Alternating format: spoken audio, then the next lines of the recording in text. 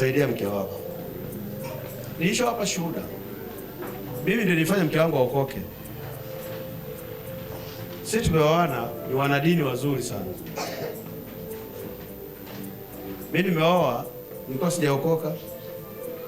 Nimetoka kwenye dini langu na mke wangu kwenye dini lake. Na tuondoe kitu kimoja kusema, tunaongea kitu kimoja kiko hivi. Kwamba lazima tuoane tuliokoka tu. Wewe hata kama wewe unaona yule hajaokoka umempenda, wewe muoe tu. Tupime uwezo wako.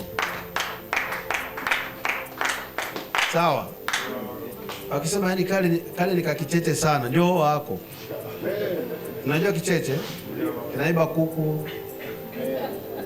Au? Anasemaje?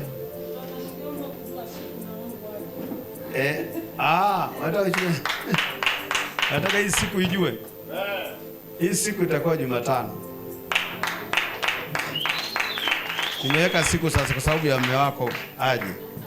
Jumatano. Kuna roho zingine hazifi mbele ya wanawake. Wakati Adam na Hawa ile roho ilikuwa inaondoka, ilishindwa kuondoka kwa sababu ilikuwa wote. Ilingoja mpaka Kristo aje. Ndio ile roho ya mauti, roho ya matatizo mengi iliondoka wakati wa Kristo. Kwa hiyo na nyinyi sasa wakati wa Kristo umefika, ile roho iondoke. Hapa itatoka. Ingeweza kutoka hata kwa Adam pale. Alipomwambia kula hii angekimbia, angeogopa, lakini ilishindikana, ilikuwa lazima ingie kwenye mstari.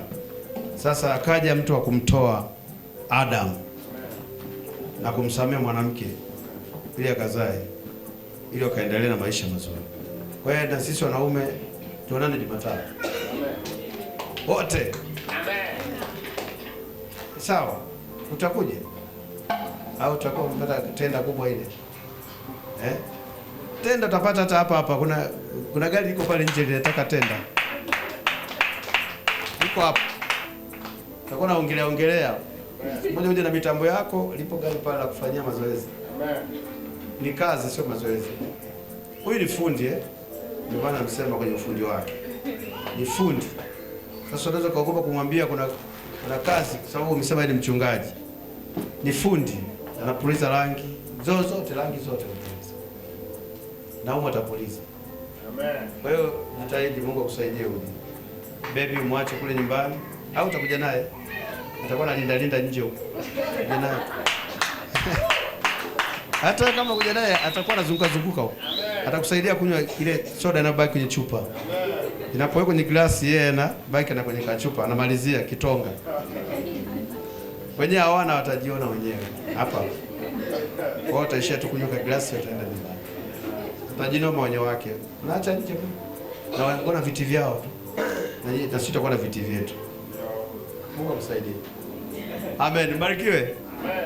Bye bye. Bye. Wasalimie wale walio nyumbani. Wale ambao wanaangalia season ya Jeje Ibadani. Wasalimie, waambie na wasalimia. Na wapenda hata kama wajeje ibadani. Afu waambie kinachowasibu wakiondoe waje ibadani. Waambie msimuhuzunishe Roho Mtakatifu. Mungu akubariki. Amen. Bye. Bye tena. Bye tena. Tena na tena na tena na tena.